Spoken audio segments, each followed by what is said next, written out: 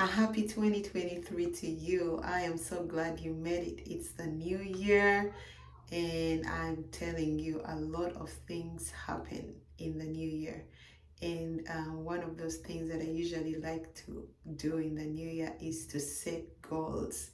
So it is a good practice to always set goals in the new year. It's an opportunity to reset, slow down, think about the previous year, what you have done, what you have achieved, the lessons that you have learned, and then write down the new goals for the new year. Goal setting is very great because it gives you direction, it gives you an opportunity to look at things that you want to achieve in the next year. So I usually love this time of the year because I sit back, look, I usually actually write down. It's very, very great to write down stuff. So you write down things that you have achieved in the previous year. They don't have to be material things. They can just be things like your emotional health, your emotional well-being. Maybe at the beginning of 2022, you are in a low place in your emotional well-being. You maybe had lost a loved one and you were grieving. Maybe you lost a job. Maybe you had some kind of loss. You went through a divorce, and emotionally you are not in a good place. But as time has gone by in 2022, right now you feel good. So that's a great achievement. That's something very important for you to celebrate. And most cases, when you're emotionally stable, you can achieve a lot. So I don't want you to limit yourself to maybe you had wanted to buy a house and you are not able to buy it and say, oh, I did not achieve that. Well, you can write that goal down again, but celebrate even the things that you think are very little. Celebrate those things. Celebrate the fact that you are emotionally okay. You have been able to handle your relationships well. You have been able to save some money. So those are things that are worth celebrating. So I usually also like to sit down. A whole year is a lot of time, and we go through lots of things through the year. So I usually consider every situation that I go through as a lesson. So you can write down the different lessons you've learned through the things that you have gone through.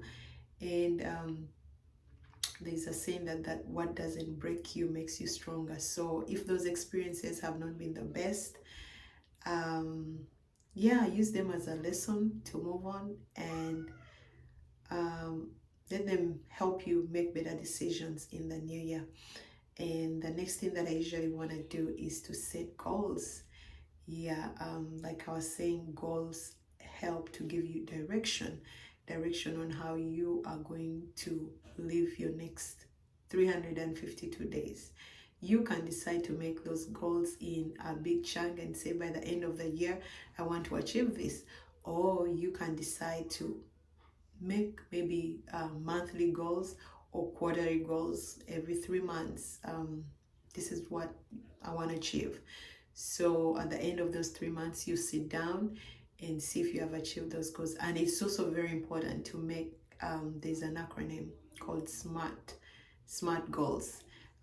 So you want to make your goals, make sure they are specific, have something specific you're working towards.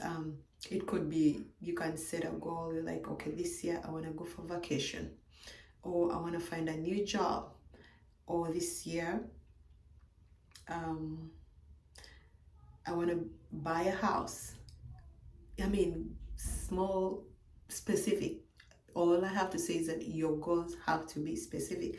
Have something specific you're working towards. So after you specify which goal you're working towards, you want to make sure that you can measure that goal. How are you going to tell that you have achieved this goal? Using the example of going for vacation, you can, of course, when you go for the vacation, then you will be able to tell that, yes, I achieved that goal. So it's measurable. And is it achievable? Are you able to achieve it? Choose a vacation destination that you know you can achieve. You can make it too, because it doesn't do you any favor to choose a vacation place that will cost you $10,000, yet you know. So it doesn't do you good to choose a destination that you know that you can't afford the cost. So that is setting yourself up for failure. So make sure that your goal is achievable. Make it realistic. Don't make broad goals that you know you cannot achieve. So make sure that your goal is realistic and achievable. How are you going to achieve this goal? Let's say, still in the example of vacation, going for a vacation. How are you going to be able to achieve that vacation? Have you set a savings count where you're going to be putting money every month until you get the amount of money that you need for the vacation? And if not, do you need to work a second job so you can get the money that you need for the vacation? Or do you need to do extra time to enable you to be able to go for your vacation? So make sure that you have your goals are specific, your goals are achievable, you have a plan of how you're going to achieve them, and set a time frame. So back to the example of a vacation. So if you work at a job and you know you just can't take time off, this is the time for you to tell your manager that, hey, I need vacation time. And yeah, you let them know this is the time, so that when that time comes, you've already planned. And when that time comes, you go for your vacation, come back refreshed and relaxed. That is one of my goals. That's why I'm talking about it, because if you don't plan to take vacation in this current day and age, you can just keep working and working and working. And it's very good for you to take a break, reset, re-energize, and enjoy the new year. So I wish you a happy 2023, and I am trusting that you are going to achieve all those goals.